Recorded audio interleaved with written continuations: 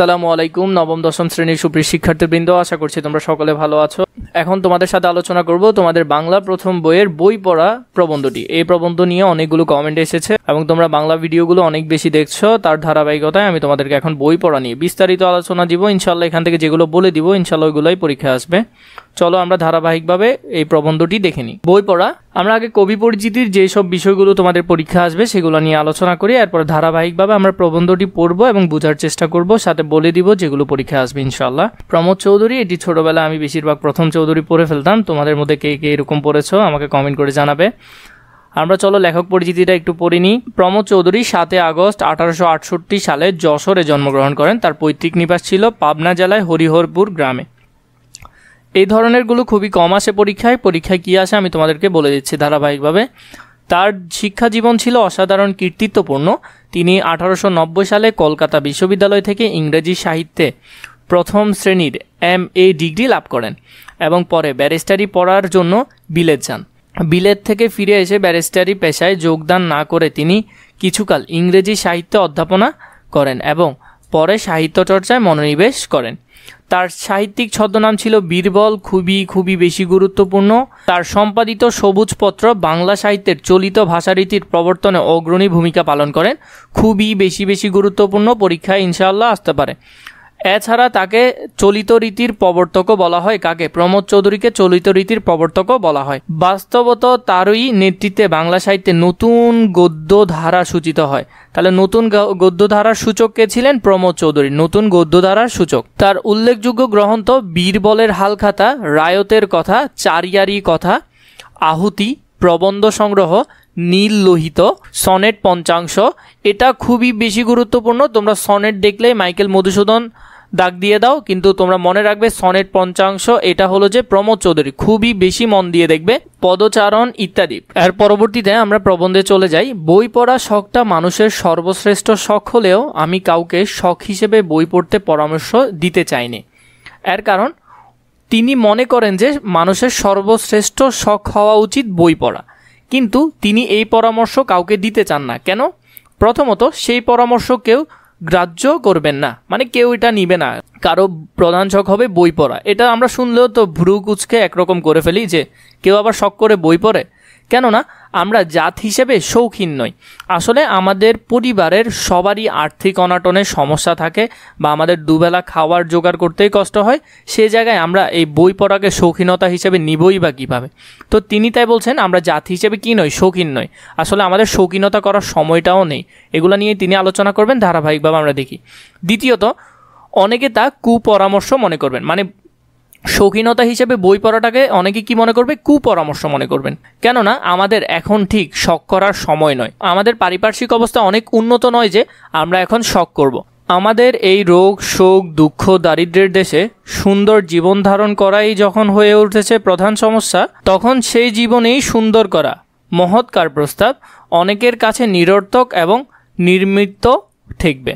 মানে এখানে বলছে আমাদের যখন, মানে আমরা তো অনেকেই দরিদ্র বা আমাদের দেশ হলো দারিদ্র্যের দেশ, এখানে মানুষের শোক দুঃখ অনেক বেশি, সেখানে আমরা কিভাবে শৌখিনতা হিসাবে বই পড়তে পারি এটা কবি এখানে বুঝিয়েছেন। আমরা সাহিত্যের রস উপভোগ করতে প্রস্তুত নই। যেমন তোমাদের মধ্যে বা আমাদের কথাই বলো, আমরা যখন পরীক্ষা দিয়েছিলাম আমাদের বইয়ে যতগুলোই গদ্যপদ্য আছে আমরা কিন্তু এর বাইরেরগুলো পড়ে দেখি না, কারণ আমরা সাহিত্যের রস উপভোগ করতে প্রস্তুত নই। কিন্তু শিক্ষার ফল লাভের জন্য আমরা সকলে উদ্দাহ। মানে আমরা যে কোনো কিছু, যে যেমন বর্তমানে আমরা পড়ালেখা করছি এ কারণে যাতে আমরা এটার একটা সার্টিফিকেট পাই। কি পাই? সার্টিফিকেট।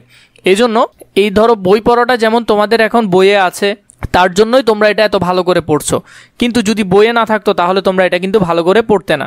আমাদের বিশ্বাস শিক্ষা আমাদের গায়ের জ্বালা ও চোখের জল দুই দূর করবে। খুবই গুরুত্বপূর্ণ লাইন, MCQতে আসতে পারে। শিক্ষা আমাদের কি দূর করবে? আমরা মনে করি যে আমরা যদি পড়ালেখা করি তাহলে আমরা চাকরি পাবো, এবং চাকরি পেলে এটা আমাদের গায়ের জ্বালা বা ক্ষুধার জ্বালা এবং চোখের জল মানে দুর্দশা দুটোই এটা দূর করবে। এই আশা সম্ভবত দুরাশা। বাস্তবতে এটা কিন্তু একেবারেই সঠিক নয়। বাস্তব চিত্র দেখলেই অনেকটা বোঝা যায়, কিন্তু তাহলেও আমরা তা ত্যাগ করতে পারি না। কিন্তু এটা বোঝার পরেও আমরা এই যে ব্যাপারটা, এটা থেকে আমরা বের হয়ে আসতে পারতেছি না। কেননা আমাদের উদ্ধারের জন্য কোনো সুদোপায় আমরা চোখের সম্মুখে দেখতে পাই না। মানে এটার জন্য আমরা কোনো ভালো উপায় বা আমাদের চোখের সামনে বা আশেপাশে আমরা কোনো ভালো উপায় দেখতে পাচ্ছি না যে এটার বাইরে গিয়ে আমরা করতে পারব। শিক্ষার মহত্ব আমিও বিশ্বাস করি, এবং যিনি যাই বলুক সাহিত্যচর্চা যে শিক্ষার প্রধান অঙ্গ সে বিষয়ে কোনো সন্দেহ নাই। মানে এই বিষয়টা আমরা সকলেই বিশ্বাস করি যে শিক্ষার মাধ্যমে একটা জাতি উন্নত হতে পারবে, এবং যিনি যাই বলুক সাহিত্যচর্চা যে শিক্ষার প্রধান অঙ্গ সে বিষয়ে কোনো সন্দেহ নাই। মানে সাহিত্যই যে শিক্ষার প্রধান অঙ্গ হওয়া উচিত সে বিষয়ে কোনো কি নেই, সন্দেহ নেই। লোকে যে তা সন্দেহ করে তার কারণ এই শিক্ষার ফল হাতে পাওয়া যায় না। মানে এই যে সাহিত্য চর্চা যে একটা ভালো শিক্ষা এবং এটা যে তোমাকে অনেক বড় করে তুলতে পারবে, অনেক বিষয় নিয়ে ভাবাবে, সেটা নিয়ে আমরা অনেকেই আগ্রহী নয়, কারণ এটার ফলটা আমরা হাতে নাতে পাই না। তুমি যদি এখন সাহিত্য চর্চা করতে বসো বা তুমি অনেক লেখালেখি করো, আদতে এটা যদি তুমি হুট করে ছেড়ে দাও, কেউ কি তোমাকে বলবে যে তুমি এটা করেছিলে, এটার প্রমাণ কি? তুমি তো কোনো প্রমাণ দিতে পারবে না। তাহলে এটার ফল আমরা হাতে নাতে পাই না। কিন্তু তুমি এখন বই পড়া প্রবন্ধটা এই কারণেই পড়ছো যাতে পরীক্ষা ভালো করতে পারো, এখন এসএসসি রেজাল্টটা তোমার ভালো আসে তাই। অর্থাৎ তার কোনো নগদ বাজার দর নেই। তার মানে এই যে সাহিত্য চর্চা এটার কোনো নগদ বাজার দর নেই, তাই আমরা এটাকে অবহেলা করি। এই কারণে ডেমোক্রেসি মানে গণতন্ত্র যারা প্রিয় তারা সাহিত্যের সার্থকতা বোঝে না। মানে যারা গণতান্ত্রিক তারা সাহিত্যের সার্থকতা বোঝে না, বোঝে শুধু অর্থের সার্থকতা। এই কারণে ডেমোক্রেসি সাহিত্যের সার্থকতা বোঝে না। মানে সাধারণ মানুষ কি বোঝে না, সাহিত্যের সার্থকতা বোঝে না, বোঝে শুধু অর্থের সার্থকতা, মানে টাকা পেলেই হবে। ডেমোক্রেসির গুরুরা চেয়েছিলেন সকলকে সমান করতে, কিন্তু তাদের শিষ্যরা তাদের কথাটা উল্টো বুঝে সকলেই হতে চায় বড় মানুষ। এখানে ডেমোক্রেসি মানে গণতান্ত্রিক যারা, তারা চেয়েছিলেন যে আমাদের সকলকে সমান করে সমাজটাকে সুন্দরভাবে গড়ে তুলতে, কিন্তু আমরা তাদের কথা উল্টো বুঝে আমরা সকলেই এখন হতে চাই বড় মানুষ। একটি বিশিষ্ট অভিজাত সভ্যতার উত্তরাধিকারী হয়েও ইংরেজ সভ্যতার সংস্পর্শে এসে আমরা ডেমোক্রেসির গুণগুলো আয়ত্ত করতে না পেরে তার দোষগুলো আত্মসাৎ করেছি। তাহলে এখান থেকে আমরা বর্তমানের যে শিক্ষা ব্যবস্থা, বর্তমানের শিক্ষা ব্যবস্থাটা দেখো কেমন গোজামিল টাইপের। তোমরা মুখস্থ করতেছো, মুখস্থ করে সেগুলো লিখে দিচ্ছ, এই পড়ালেখা দিয়ে আসলে কিছু হবে না। তাই বলেছে আমাদের যে গুণগুলো আয়ত্ত করার কথা ছিল আমরা সেগুলো না করে এই যে দোষগুলা মানে ভুল এক শিক্ষা পদ্ধতি আমরা কি করলাম, গ্রহণ করলাম। এর কারণও স্পষ্ট, ব্যাধি সংক্রামক, স্বাস্থ্য নয়। এই লাইনটা তোমাদের জন্য খুবই গুরুত্বপূর্ণ এবং এটা তোমাদেরকে ভালো করে বুঝতে হবে। ভিডিও বড় হচ্ছে তাও আমি তোমাদেরকে গুরুত্ব সহকারে বুঝিয়ে দেওয়ার চেষ্টা করছি। ব্যাধি সংক্রামক, ধরে নাও আমি একজন মানুষকে কল্পনা করছি এখানে যার সর্দি কাশি আছে বা তার হাঁচি আছে বা বিভিন্ন ধরনের অ্যালার্জি জাতীয় অসুখ আছে, এবং ওর পাশে একজন সুস্থ মানুষ আছে। এই ওর সর্দি কাশিগুলো বা করোনা ভাইরাস, ধরো ওর করোনা ভাইরাস ছিল, তার কারণে এই করোনা ভাইরাসটা কি করলো, ওর সাথে বা ওর কাছাকাছি ও আসাতে ওর কারণে সংক্রামিত হলো এই যে অসুস্থ থাকার কারণে। তাই ব্যাধি, অসুস্থ মানে কি ব্যাধি, ব্যাধি সংক্রামক, তার মানে অসুস্থতা একজন থেকে আরেকজনের কাছে চলে যায়। কিন্তু স্বাস্থ্য নয়, এখানে এগুলো প্রতীকী অর্থে ব্যবহার করেছে। ধরো একজন মোটা তাজা লোক বা ভালো দেহের লোক তোমার পাশে আছে এবং তার পাশে আরেকজন লোক আছে যে একেবারে খুবই চিকন শুকনা মানুষ, কিন্তু এই যে ওর স্বাস্থ্যটা, ও কি ওর পাশে থাকলে ওর স্বাস্থ্য কি ওর চলে যাবে, ওর কাছে যাবে না।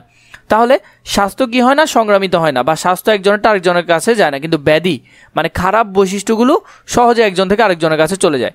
আমাদের শিক্ষিত সমাজের লোলুপ দৃষ্টি আজ অর্থের উপরই পড়ে রয়েছে।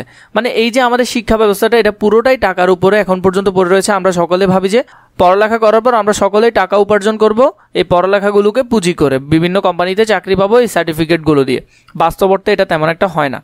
সুতরাং সাহিত্য চর্চার সুফল সম্বন্ধে অনেকেই সন্দিহান। মানে এই যে সাহিত্য চর্চাটার সুফল আছে বা গুরুত্ব আছে এটা সম্পর্কে অনেকেই অবগত নয়। যারা হাজারখানা ল রিপোর্ট কেনেন তারা একখানা কাব্যগ্রন্থ কিনতে প্রস্তুত নয়। যেমন তুমি যদি হও লয়ার তাহলে তোমার ল রিপোর্টগুলো কিনতে হবে। কেন? কারণ এখান থেকে তুমি অনেক বেশি সম্পর্কে জানতে পারবে, কিন্তু এগুলো দিয়ে তুমি টাকা উপার্জন করতে পারবে। তো তুমি যদি হাজারখানা ল রিপোর্ট কিনতে পারো, তুমি একখানাও কাব্যগ্রন্থ কিনতে চাইবে না, কারণ এটা দিয়ে তোমার টাকা আসবে না। কেননা তাতে ব্যবসায়ের কোনো সুযোগ নেই। ল রিপোর্ট, তুমি ল পড়ে তো মানুষের কাছ থেকে বিভিন্নভাবে সেবা দিয়ে টাকা নিতে পারবে, কিন্তু তুমি কাব্য সাহিত্য পড়ে কিন্তু এটা নিয়ে ব্যবসা করতে পারবে না। নজির না আউড়ে কবিতা আবৃত্তি করলে মামলা যে হারতে হবে সে তো জানা কথা, কিন্তু যে কথা জজে শোনে না তার যে কোনো মূল্য নেই, এইটাই হচ্ছে পেশাদারদের মহাভ্রান্তি। মানে এখানে বলছে যে তুমি যদি মামলা চালাতে না জানো বা তুমি যদি ঠিকভাবে উপস্থাপন করতে না জানো তাহলে তো তোমাকে হারতে হবে। এজন্য তোমার ল রিপোর্ট কেনা প্রয়োজন এবং এগুলো তোমাকে টাকা উপার্জন করতে সাহায্য করবে। কিন্তু তোমার সাহিত্য চর্চার কথাগুলো কি জজে শুনবে না? তো যে কথা জজে শুনবে না তার কাছে কোনো মূল্য থাকবে? একজন লয়ারের কাছে কি তার কোনো মূল্য থাকবে না। তাই এটাই বোঝাচ্ছে যে পেশাদারীদের একটা মহাভ্রান্তি। জ্ঞানের ভান্ডার যে ধনের ভান্ডারও নয়, এ সত্য তো প্রত্যক্ষ। মানে এটা তো দেখাই যায়। যেমন ধন সম্পদ থাকা আর জ্ঞান থাকা দুইটা ভিন্ন বিষয়। আমরা বেশিরভাগ ক্ষেত্রে ধন সম্পদ থাকাটাকেই কি মনে করি, বেশি প্রাধান্য দিয়ে থাকি। কিন্তু সমান প্রত্যক্ষ না হলেও সমান সত্য যে এ যুগে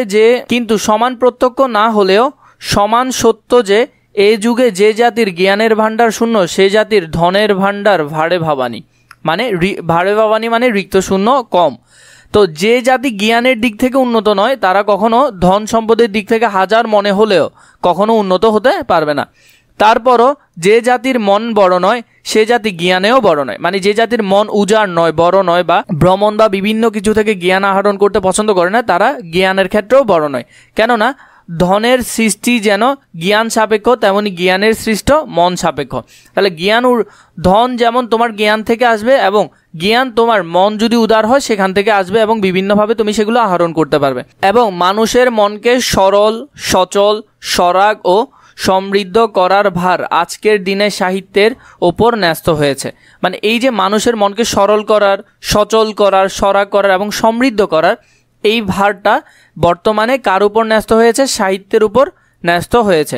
কেননা মানুষের দর্শন, বিজ্ঞান, ধর্মনীতি, অনুরাগ, বিরাগ, আশা, নৈরাশ্য, তার অন্তরের সত্য ও স্বপ্ন, এই সকলের সমবায়ে সাহিত্যের জন্ম। তাহলে সাহিত্যের জন্ম দেখো অনেক কিছু নিয়ে, এবং এগুলার মাধ্যমে মানুষের মন সহজ, সরল, সরাগ, সমৃদ্ধ হতে পারে। অপরাপর শাস্ত্রের ভিতর যা আছে সেসব হচ্ছে মানুষের মনের ভগ্নাংশ। তাহলে শাস্ত্রের ভিতর যা আছে এগুলো মাত্র মানুষের মনের ভগ্নাংশ। তার পুরো মনটার সাক্ষাৎ পাওয়া যায় শুধু সাহিত্যে। তাহলে সাহিত্যে তুমি পুরো মনের সাক্ষাৎ পাবে। দর্শন, বিজ্ঞান ইত্যাদি হচ্ছে তার মনোগঙ্গার তোলা জল। তার পূর্ণ স্রোত অবহমানকাল সাহিত্যের ভেতরেই স্লোল্লাসে সবেগে বয়ে চলে এবং সেই গঙ্গাতেই অবগাহন করেই আমরা সকলে পাপমুক্ত হব। পাপমুক্ত বলতে এখানে এগুলো সবগুলো আক্ষরিক অর্থ আসছে। আমরা অনেকেই মনে করি যে দর্শন, বিজ্ঞান ইত্যাদি আমাদের মন গঙ্গার তোলা জল, বা এটা অনেক বড় কিছু, কিন্তু বাস্তবতে তোমার মনকে শীতল, ঠান্ডা এবং সব কিছু সম্পর্কে সমৃদ্ধ করবে কি? সাহিত্য। এই সাহিত্যের গুরুত্ব বোঝাতে তিনি এগুলো লিখেছেন। এতএব দাঁড়ালো এই যে আমাদের বই পড়তে হবে, কেননা বই পড়া ছাড়া সাহিত্য চর্চা উপায়ন্ত নেই। তাহলে সাহিত্য চর্চা করতে হলে বই পড়তেই হবে। তাহলে বই পড়া ছাড়া সাহিত্যের উপায়ন্ত নেই। ধর্মের চর্চা চাই কি মন্দিরের বাইরে করাও চলে? তাহলে ধর্মের চর্চা কোথায়? মন্দিরের বাইরে করাও চলে, খুবই বেশি গুরুত্বপূর্ণ। দর্শনের চর্চা গুহায়, আরও বেশি গুরুত্বপূর্ণ। এখান থেকে একটা এমসিকিউ আসবে, এই লাইন থেকে একটা এমসিকিউ আসবে। দর্শনের চর্চা কোথায় করা চলে? গুহায়। নীতির চর্চা ঘরে করা যায়, বিজ্ঞানের চর্চা জাদুঘরে করা যায়, কিন্তু সাহিত্যের চর্চার জন্য চাই লাইব্রেরি। তোমার যদি বিভিন্ন বই সম্পর্কে জ্ঞান প্রয়োজন হয় তাহলে লাইব্রেরির কোনো বিকল্প নাই। ও চর্চা মানুষের কারখানাতেও করতে পারে না। মানে এই যে সাহিত্যের চর্চা, এটা তুমি চাইলে বাইরে করতে পারবে না, চিড়িয়াখানাতেও নয়। এইসব কথা যদি সত্য হয় তাহলে আমাদের মানতেই হবে যে সাহিত্যের মধ্যে আমাদের জাত মানুষ হবে। তাহলে আমাদের জাত মানুষ হবে বা জ্ঞানী হবে, সহজ সরল হবে সাহিত্যের মাধ্যমে। সেই জন্য আমরা যত বেশি লাইব্রেরি প্রতিষ্ঠা করব দেশের তত বেশি উপকার হবে। তাহলে আমরা যত বেশি লাইব্রেরি প্রতিষ্ঠা করতে পারবো আমাদের দেশের জন্য সেটা তত বেশি উপকার হবে। আমাদের মনে হয় এই দেশে লাইব্রেরির সার্থকতা হাসপাতালের চাইতে কিছু কম নয় এবং স্কুল কলেজের চাইতে একটু বেশি। তাহলে আমরা মনে করি যে এখানে আমাদের লাইব্রেরির যে সার্থকতা এটা হাসপাতালের চাইতেও কম নয়। কারণ হাসপাতালে মানুষ কি হতে পারে? সুস্থ হতে পারে গিয়ে, যদিও বাংলাদেশের অবস্থা ভিন্ন রকম। হাসপাতালে গিয়ে মানুষ সুস্থ হতে পারে বা সুস্থ হতে যায়, এমনকি লাইব্রেরিতে গিয়েও মানুষ নিজের মনকে সুস্থ করতে পারবে, সমৃদ্ধ করতে পারবে, জাতিকে উন্নত করতে পারবে। এই কথা শুনে অনেকেই চমকে উঠবেন, কেউ কেউ আবার হেসেও উঠবেন। কিন্তু আমি জানি আমি রসিকতাও করছি নে, অদ্ভুত কথাও বলছি নে। যদি এই বিষয়ে লোকমত যে আমার মতো সমরেখায় চলে না, মানে এই যে আমাদের মতামতগুলো কিন্তু কবির সাথে মিলছে না। কবি নিজেই বলছেন যে আপনারা কেউ হয়তো হেসে ফেলবেন, কেউ হয়তো এটাকে রসিকতা মনে করবেন, কিন্তু ওনার যে বিষয়টা সেটা আমাদের সাথে সেমভাবে চলে না। সে বিষয়ে আমি সম্পূর্ণ সচেতন, অতএব আমার কথায় আমি কৈফিয়ত দিতে বাধ্য, মানে তিনি তার কথা সম্পর্কে আপনাদেরকে বোঝাতে বাধ্য। আমার বক্তব্য আমি আপনাদের কাছে নিবেদন করেছি, তার সত্য মিথ্যার বিচার আপনারা করবেন। মানে ওনার কথাটা উনি উপস্থাপন করছেন, তার সত্য মিথ্যার কতটুকু বিষয়, তার সত্য কতটুকু মিথ্যা কতটুকু, এটা বিচার করার দায়িত্ব তিনি পাঠকদেরকে দিয়েছেন। সে বিচারে আমার কথা যদি না থাকে তাহলে রসিকতা হিসেবেই গ্রহণ করবেন বা গ্রাহ্য করবেন। তাহলে আমার কথাগুলো বা লেখকের কথাগুলো যদি আপনাদের বিচার মতো না খাটে তাহলে সেগুলোকে মজা হিসেবেই নেবেন।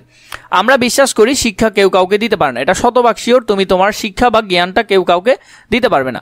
সুশিক্ষিত লোকেই মাত্র স্বশিক্ষিত, খুব বেশি গুরুত্বপূর্ণ কতে আসতে পারে, সংক্ষিপ্ততে আসার সম্ভাবনা 90%। সুশিক্ষিত লোকেই মাত্র স্বশিক্ষিত মানে যে নিজে নিজে শিক্ষিত হতে বা জ্ঞান অর্জন করতে পছন্দ করে। আজকের বাজারে বিদ্যাতার অভাব নেই, মানে জ্ঞান দেওয়ার মানুষের অভাব নেই, এমনকি এই ক্ষেত্রে দাতা কর্ণেরও অভাব নেই। এবং আমরা আমাদের ছেলেদের তাদের দ্বারস্থ করেই নিশ্চিত থাকি এই বিশ্বাসে যে সেখান থেকে তারা এতটাই বিদ্যা ধন লাভ করে ফিরে আসবে যার সুদে তারা বাকি জীবন আরামে কাটিয়ে দিতে পারবে। মানে আমরা বর্তমানে শিক্ষকদের কাছে বা বিভিন্ন প্রতিষ্ঠানে আমাদের বাচ্চাগুলো দিয়ে আমরা এতই নিশ্চিত হয়ে গেছি যে আমরা জানি সেখান থেকে ওরা এমন শিক্ষা অর্জন করে আসবে যেটা দিয়ে পরবর্তী জীবন ওরা অনায়াসে আরামসে কাটিয়ে দিতে পারবে, কিন্তু বাস্তবতে এটা হয়ে ওঠে না। কিন্তু এই বিশ্বাস নিতান্ত অমূলক। এখানে মনোরাজ্যের দান গ্রহণ সাপেক্ষ অর্থ এটা বোঝাচ্ছে যে আমরা যেমন শিক্ষক এবং স্টুডেন্টদের মধ্যে শিক্ষক দেয় মানে দাতা এবং শিক্ষার্থী সেটা গ্রহণ করে যেমন গ্রহীতা। এখানের মধ্যে আমরা শিক্ষককে বেশি প্রাধান্য দিতে গিয়ে অনেক সময় আমরা ছাত্রের নেওয়ার কথাটা বা ও কতটুকু নিতে পারবে সেটা আমরা অনেক সময় গুরুত্ব দিতে ভুলে যাই। এই সত্য ভুলে না গেলে আমরা বুঝতাম যে শিক্ষকের সার্থকতা শিক্ষাদান করাই নয়, কিন্তু ছাত্রকে তা অর্জন করাতে সক্ষম করায়। শিক্ষক হলো যে মানে যে শুধু ছাত্রকে জ্ঞান দিবে, কিন্তু বাস্তবতা এটা নয়। ছাত্র কিভাবে এই জ্ঞান নিতে সক্ষম হবে সেটা দেখাই হলো শিক্ষকের দায়িত্ব। শিক্ষক ছাত্রকে শিক্ষার পথ দেখিয়ে দিতে পারেন, তার কৌশল উদ্রেক করতে পারেন, তার বুদ্ধিবৃত্তিকে জাগ্রত করতে পারেন, মনোরঞ্জের ঐশ্বর্যের সন্ধান দিতে পারেন, তার জ্ঞান পিপাসাকে জ্বলন্ত করতে পারেন, এর বেশি আর কিছু পারেন না। শিক্ষক তাহলে কি পারেন? মানে তার আগ্রহকে বাড়াতে পারে, তার উদ্রেককে বাড়াতে পারে, তার বুদ্ধিকে বিকাশিত করতে পারে বা জাগ্রত করতে পারে, মনোরঞ্জনের ঐশ্বর্যের সন্ধান দিতে পারে, মানে এই যে এই শিক্ষাটা এভাবে গ্রহণ করতে হয়, এভাবে গ্রহণ করলে তোমার সেটা ভালো লাগবে, তার যে জ্ঞানের পিপাসা সেটাকে আরও বাড়াতে পারে। তাহলে শিক্ষক এতটুকুই করতে পারে, কিন্তু তিনি কখনো তার শিক্ষাগুলো নিজে গ্রহণ করতে, তিনি কখনো তার পড়াগুলো নিজে পড়ে দিতে পারবেন না। যিনি যথার্থ গুরু তিনি শিষ্যের আত্মাকে উপলব্ধি করেন, মানে যে আসলে প্রকৃত শিক্ষক তিনি তার স্টুডেন্ট কেমন নিতে পারবে সেটাই তিনি বেশি খেয়াল করেন এবং তার অন্তর্নিহিত সকল প্রচ্ছন্ন শক্তিকে ব্যক্ত করে তোলেন। মানে তার ভিতর কোন ধরনের শক্তিটা আছে বা সে কোন বিষয়ে পারদর্শী বা তাকে কোন কাজ দিলে অনেক ভালো হবে সেটা তিনি জাগ্রত করে তোলেন। সেই শক্তির বলে শিষ্য নিজের মন নিজেই গড়ে তোলেন। সেই শক্তির কারণেই তার স্টুডেন্টগুলো ওইভাবে করে নিজেকে গড়ে তোলেন। নিজের অভিমত বিদ্যা নিজেই অর্জন করে, বিদ্যার সাধনা শিষ্যকে নিজে অর্জন করতে হয়। গুরু উত্তর সাধক মাত্র, মানে গুরু তাকে সাহায্য করতে পারবে কিন্তু তার জ্ঞান অর্জনগুলো গুরু করে দিতে পারবে না। আমাদের স্কুল কলেজের শিক্ষার যে পদ্ধতিটা আছে ঠিক তা হলো উল্টো, মানে যেভাবে আসলে জ্ঞান অর্জন করানো প্রয়োজন ছিল বা যেভাবে একটা স্টুডেন্টকে গড়ে তোলা প্রয়োজন ছিল ঠিক সেভাবে করে তোলা হচ্ছে না। যেখানে ছেলেদের বিদ্যা গেলানো হয়, যেমন তোমরা এগুলো মুখস্থ করছো এখন লাইনগুলো যে কিভাবে পরীক্ষা আসবে, এটা মুখস্থ করতে হবে, এটা মুখস্থ করতে হবে, তো এটাকে বলছে বিদ্যা গেলানো। তারা তা জীর্ণ করতে পারুক আর নাই পারুক, এর ফলে ছেলেরা শারীরিক ও মানসিক মন্দাগ্নিতে জীর্ণ শীর্ণ হয়ে কলেজ থেকে বেরিয়ে আসে। মানে মানসিক মন্দাগ্নিতে বলতে মানে মানসিকভাবে নিতে না পারা এবং হতাশা দুঃখ এই ভোটটাকে এখানে বোঝানো হয়েছে। তো শেষ পর্যন্ত আমাদের কলেজ বা স্কুলের ছেলে মেয়েগুলো তাদের এই পড়ালেখাটাকে কোনোরকম গিলে সেখান থেকে বের হয়ে যায়।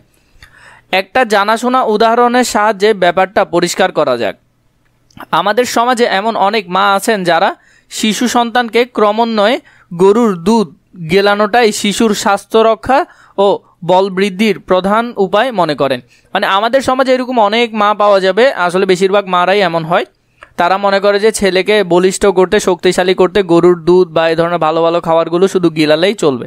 দুগ্ধ অবশ্য অতিশয় উপদেয় পদার্থ, মানে এটি খুবই উপকারী জিনিস, কিন্তু তার উপকারিতা যে ভোক্তার জীর্ণ করার শক্তির উপর নির্ভর করে এ জ্ঞান ও শ্রেণীর মৃত্যুকুলেও নেই। মানে বাচ্চার যে এটা হজম করার অতটুকু শক্তি যদি না থাকে তাহলে তার খাবারগুলো তার উল্টা বের হয়ে যাবে। তাহলে এই যে জ্ঞানটুকু বর্তমান, যেমন শিক্ষকদের কথা বলো যে স্টুডেন্ট কতটুকু নিতে পারবে, কিভাবে পড়ালে হবে, সেই জ্ঞানটুকু নেই।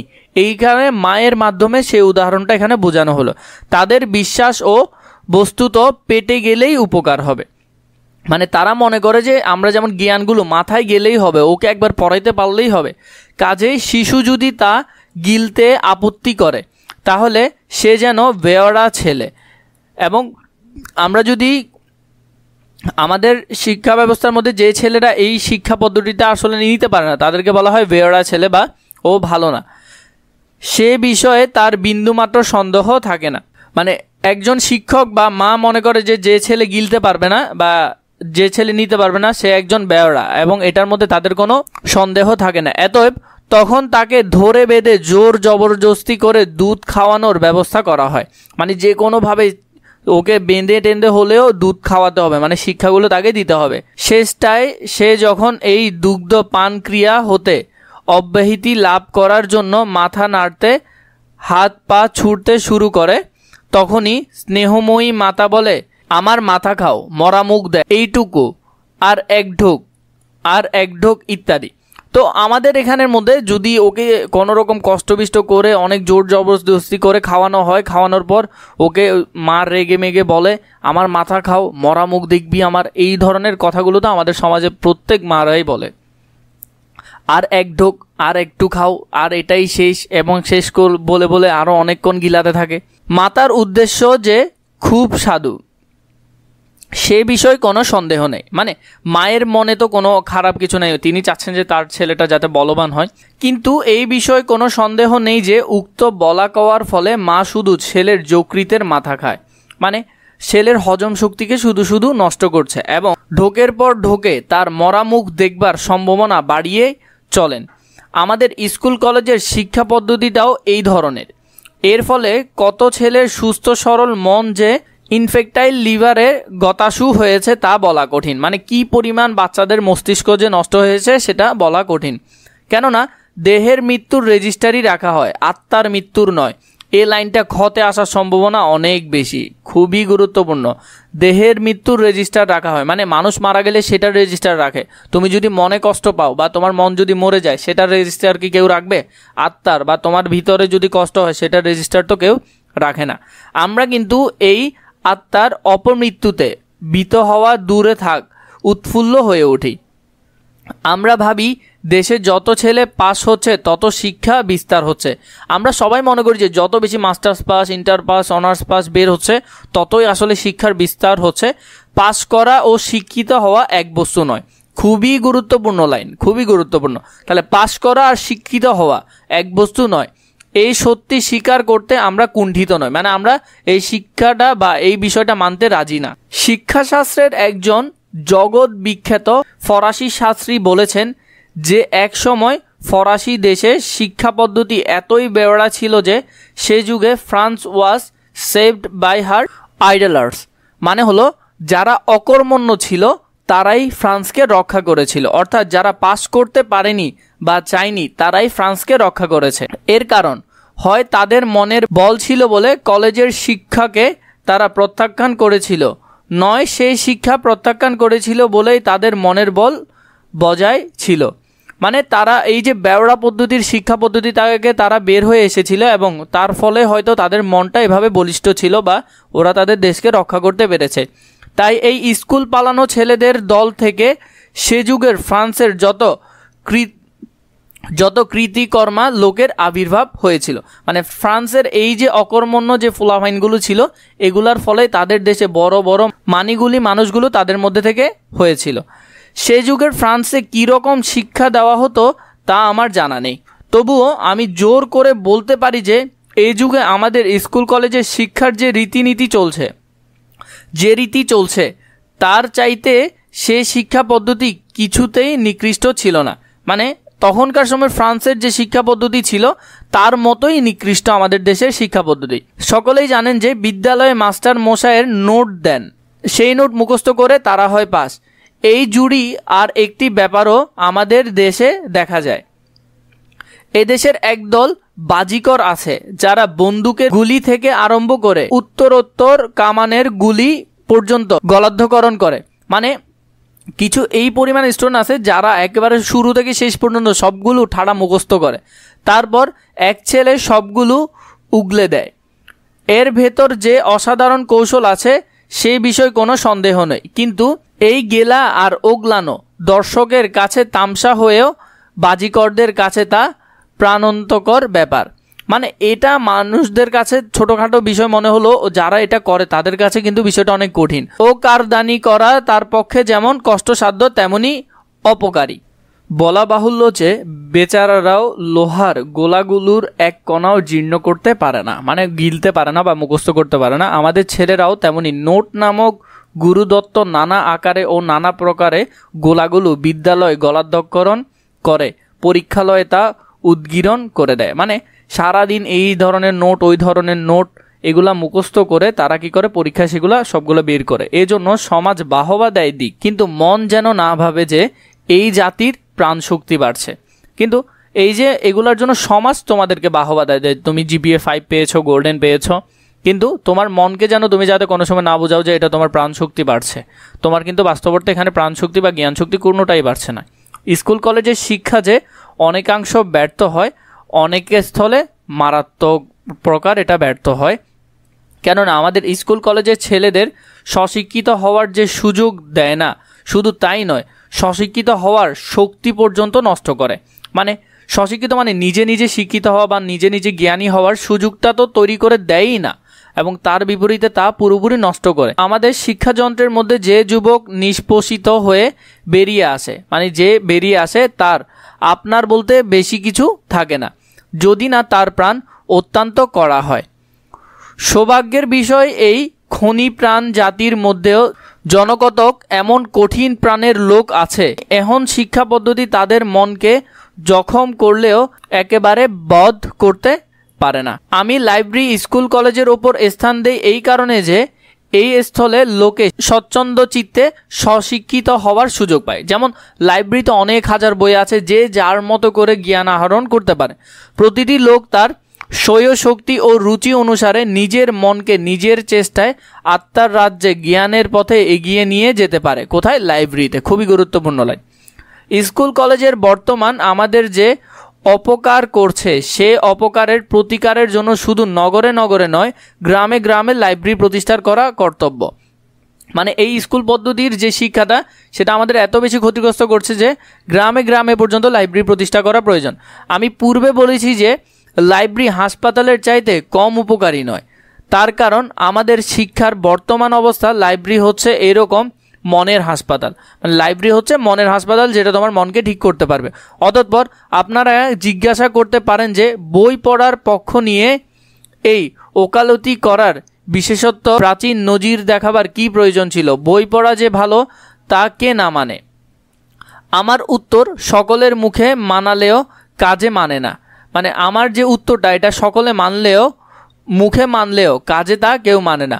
মুসলমান ধর্মের মানবজাতি দুই ভাগে বিভক্ত। খুবই গুরুত্বপূর্ণ প্রশ্ন আসতে পারে। এক, যারা কিতাবী আর যারা তা নয়, এই দুই ভাগে বিভক্ত।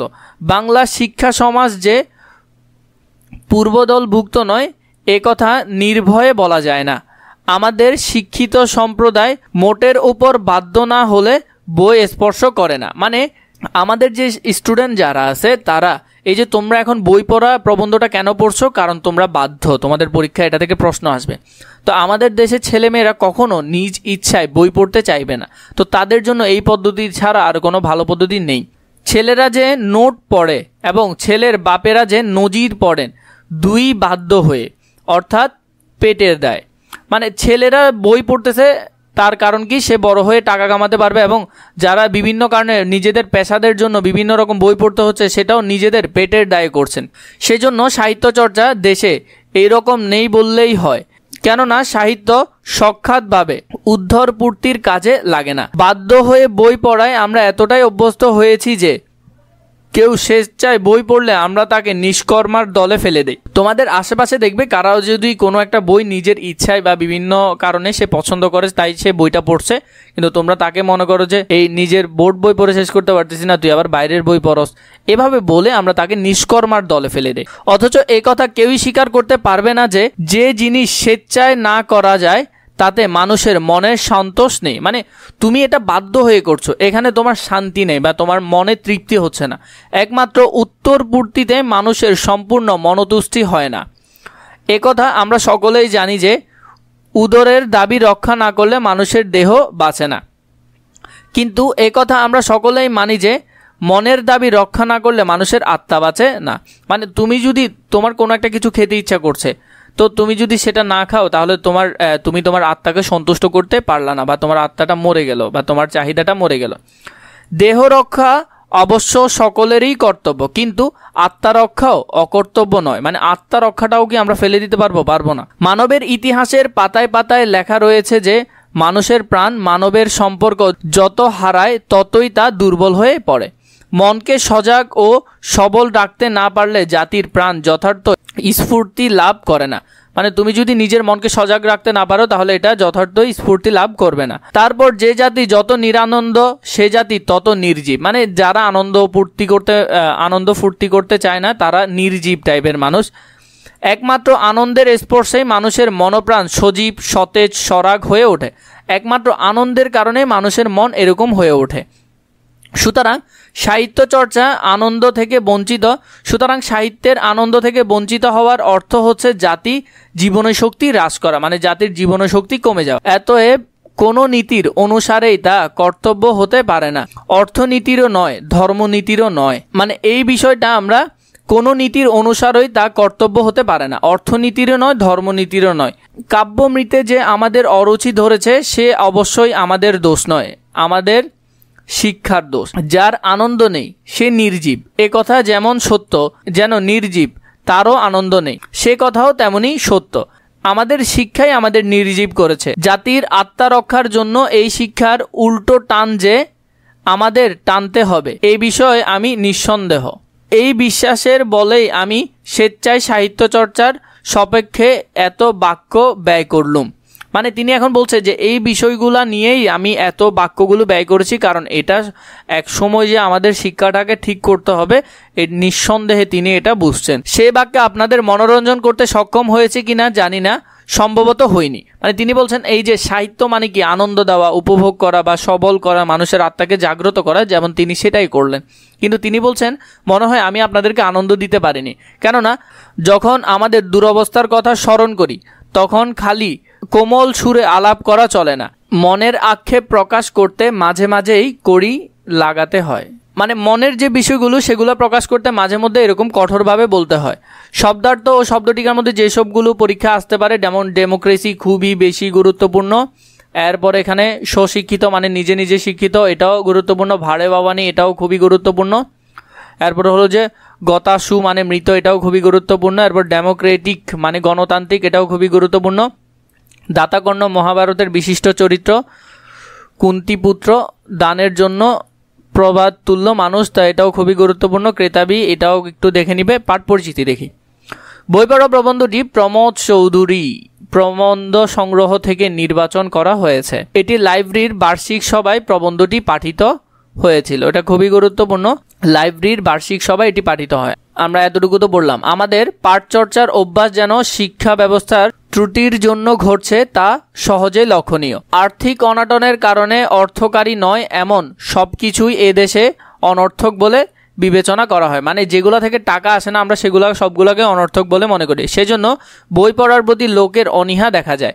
শিক্ষা প্রতিষ্ঠান থেকে লব্ধ শিক্ষা পূর্ণাঙ্গ নয় বলে ব্যাপকভাবে বই পড়া দরকার। মানে আমরা শিক্ষা প্রতিষ্ঠান থেকে যে সীমাবদ্ধ শিক্ষা পাই সেটা পর্যাপ্ত নয়, কারণ সুশিক্ষিত লোক মাত্রই স্বশিক্ষিত, মানে যে নিজে নিজে পড়ে শিক্ষিত হতে পারে সেই হলো স্বশিক্ষিত। যথার্থ শিক্ষিত হতে হলে মনের প্রসার দরকার, তার জন্য বই পড়ার অভ্যাস বাড়াতে হবে। মানে তোমার যদি মনের প্রসার দরকার, তার জন্য কি বই পড়ার অভ্যাসটা বাড়াতে হবে। এর জন্য লাইব্রেরি প্রতিষ্ঠার প্রয়োজন আছে, তার লাইব্রেরি ছাড়া এটা বাড়ানো সম্ভব নয়। বাধ্য না হলে লোক বই পড়ে না, মানে আমরা যদি বাধ্য না হয়ে এই বইগুলো আমরা পড়তাম না। লাইব্রেরিতে লোক নিজের পছন্দ অনুযায়ী বই পড়ে যথার্থ শিক্ষিত হয়ে উঠতে পারে, মানে যে যার ইচ্ছা মতো বই পড়তে পারে। প্রগতিশীল জগতের সঙ্গে তাল মিলিয়ে চলার জন্য সাহিত্য চর্চা করা আবশ্যক বলে লেখক মনে করেন। বই পড়া প্রবন্ধের প্রমোদ চৌধুরী বই পড়ার গুরুত্ব ও তাৎপর্য উপস্থাপন করেছেন। প্রবন্ধটি এই শিক্ষাই দেয় যে জাতির মানসিক বিকাশ ও সমৃদ্ধিতে বই পড়ার জ্ঞান ও সাহিত্য চর্চার কোনো নেই, বিকল্প নেই। খুবই গুরুত্বপূর্ণ। এর পাশাপাশি তোমাদেরকে একটা কথা বলে রাখি, তোমাদের যদি এসএসসি লেভেলের দাগানো বই প্রয়োজন হয়, ইনশাল্লাহ সেখান থেকে তোমরা 100% কমন পাবে। তোমাদের যদি দাগানো বই প্রয়োজন হয় তাহলে তোমরা এই নাম্বারে অথবা নিচে থাকা ডিসক্রিপশন বক্সে ফেসবুক পেজে মেসেজ দিয়ে বইগুলো নিতে পারো। খুবই অল্প দামে বইগুলো তোমাদেরকে দেওয়া হচ্ছে, ইনশাল্লাহ সেখান থেকে 100% তোমরা কমন পাবে।